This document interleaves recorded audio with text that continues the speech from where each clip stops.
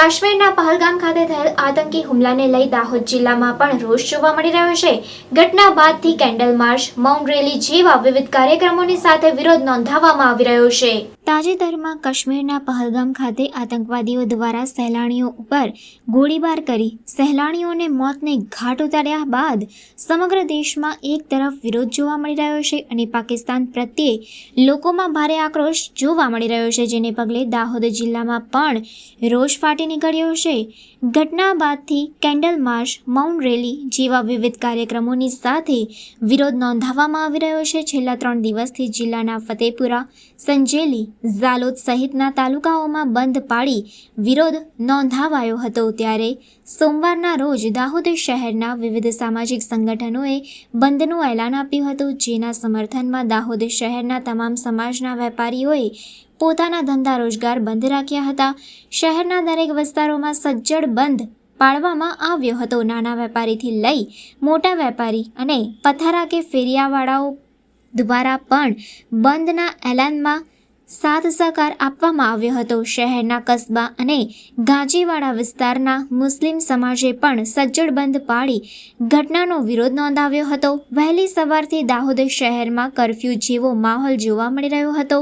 આતંકવાદી પ્રવૃત્તિ વિરુદ્ધ સરકાર કડકમાં કડક કાર્યવાહી કરે તેવી લોકમાંગ ઉઠવા પામી છે। કાશ્મીર હુમલામાં થયેલ આતંકવાદી હુમલાના વિરોધમાં દાહોદના સમગ્ર વેપારી મંડળે સખત વિરોધ બંધ પાડીને નોંધાવ્યો છે અને આ લગતી કાર્યવાહી ભારત સરકાર દ્વારા કરવામાં આવે તેવી માંગ અમારી છે।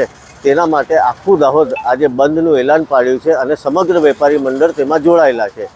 પહેલગામ આતંકવાદી હુમલાના હિસાબે દાહોદ નાના મોટા વેપારીઓ બંધના સમર્થન એનો વિરોધ નોંધાવેલો છે। એનામાં દાહોદ સમર્થન દાહોદ પૂરા નાના મોટા વેપારી પૂરા બંધ કરેલા છે। એનાથી અમે એનો વિરોધ કરીએ છીએ।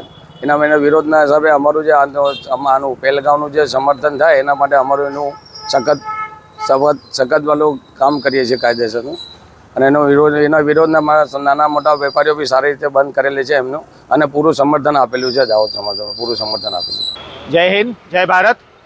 22 તારીખે જે પહેલગામમાં આતંકવાદીઓએ નિર્દોષ સહેલાણીઓને મોતને ઘાટ ઉતાર્યા તેના વિરોધમાં આજે આખા દેશની અંદર લોકોમાં ખૂબ રોષ છે, ખૂબ ગુસ્સો છે, અને એ ગુસ્સો લોકો પોતાના ધંધા રોજગાર વેપાર બંધ રાખીને વ્યક્ત કરી રહ્યા છે।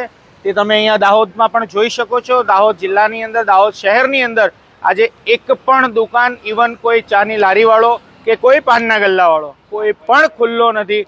ઇવન શાકભાજી પથારાવાળા પણ આજે એમણે પણ સ્વયંભૂ રીતે પોતાનો વિરોધ દર્શાવ્યો છે અને બંધને પૂરેપૂરું સમર્થન આપ્યું છે। જય હિન્દ, જય ભારત।